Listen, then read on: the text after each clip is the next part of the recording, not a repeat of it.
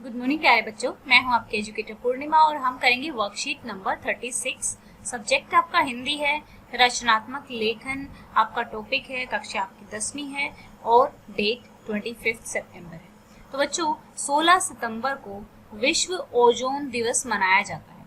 जो ozone layer होती है वो क्या करती है, जो हमारा एटमॉस्फेयर है, ठीक है, जो हमारी अर्थ है, तो इस तरीके से एक लेयर है।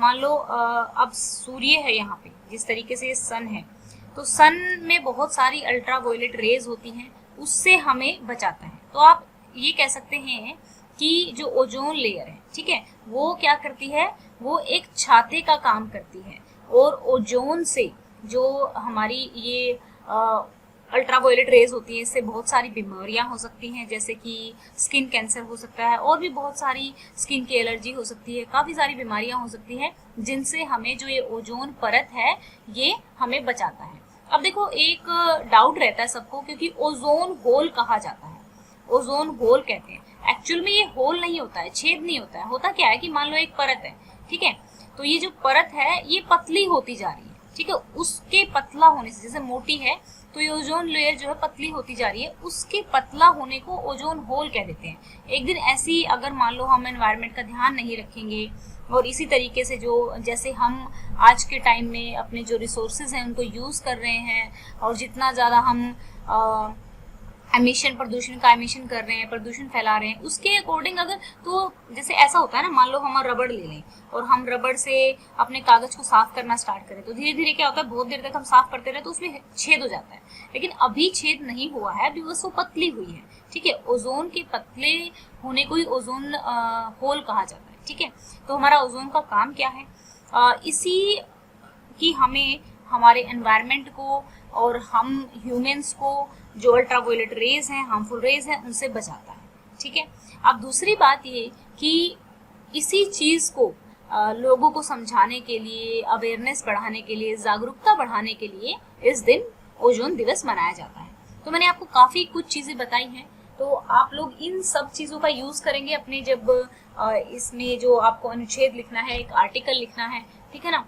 तो जिस प्रकार एक छाता हमें धूप या बरसात से बचाता है, उसी प्रकार ये ओजोन गैस हमारी पृथ्वी को ढककर सूर्य की हानिकारक किरणें जैसे अल्ट्रावायलेट किरणों आदि से बचाने में सहायक होती है। परंतु निरंतर बढ़ते प्रदूषण से इस गैसीय आवरण में छेद हो रहे हैं, जो हमारे लिए बेहद हानिकारक सिद्ध हो सकते हैं।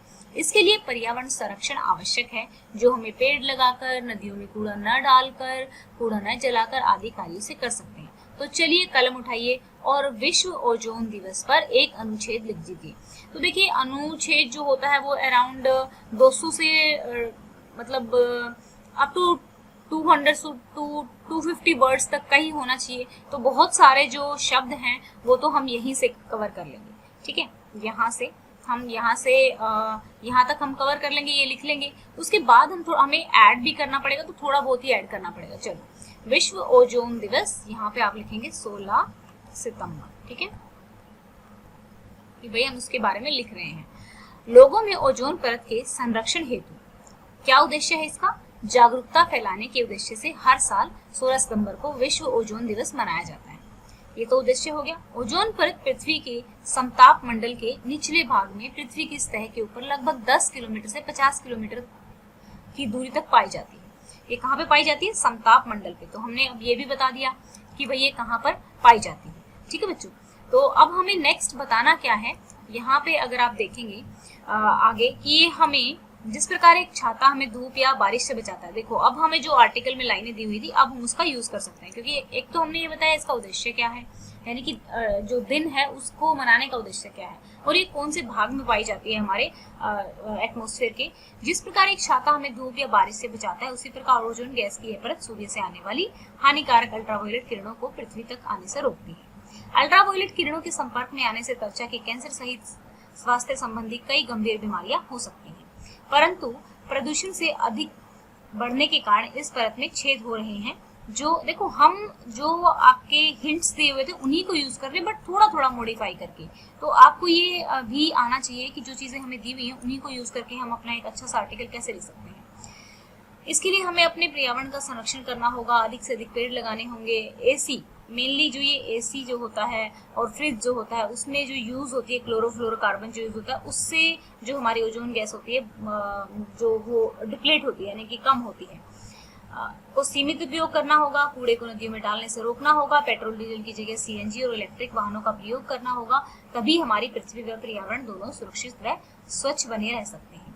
तो हमें, तो आप लास्ट में लिख सकते हैं, तो हमें या हम सबको, ऐसे लिख सकते हैं, हम सबको, यहाँ पे लिखेंगे हम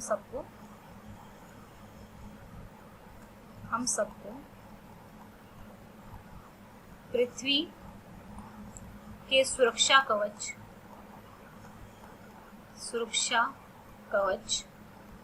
ठीक है, ओजोन, ठीक है, ओजोन परत की मिलकर रक्षा करनी होगी। न है ये, ल मत लिखना, करनी होगी, ठीक है। हम सबको पृथ्वी के सुरक्षा कवच ओजोन परत की मिलकर रक्षा करनी होगी। तो लास्ट में ये लाइन लिख देना, इससे हमारा जो ऐसे है थोड़ा इफेक्टिव हो जाएगा। तो ये था हमारा आज की वर्कशीट।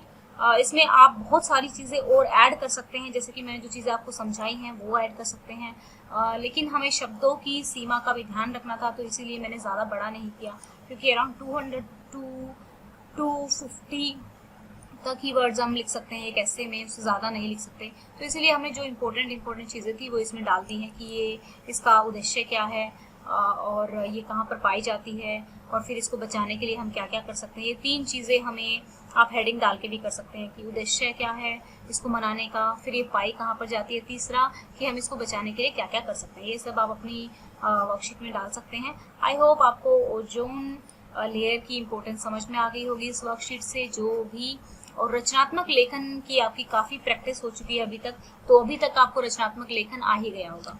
ओके, अगर आपको हमारे पढ़ाने का तरीका पसंद है तो आप वीडियोस को लाइक कर सकते हैं, चैनल को सब्सक्राइब कर सकते हैं, क्योंकि आपके लाइक करने से हमारा मोटिवेशन बढ़ता है और ज़्यादा अच्छी वीडियोस और ज़्यादा इजी वे में समझाने के लिए हम और कोशिश करते हैं, क्योंकि आप लोगों के लाइक हमें मोटिवेट। दूसरी बात, आप लोगों का कोई भी डाउट तो आप कमेंट बॉक्स में लिख सकते हैं, और साथ में अपनी क्लास जरूर लिखें ताकि हमें पता लगे कि किस लेवल का कंसेप्ट आपको समझाना है।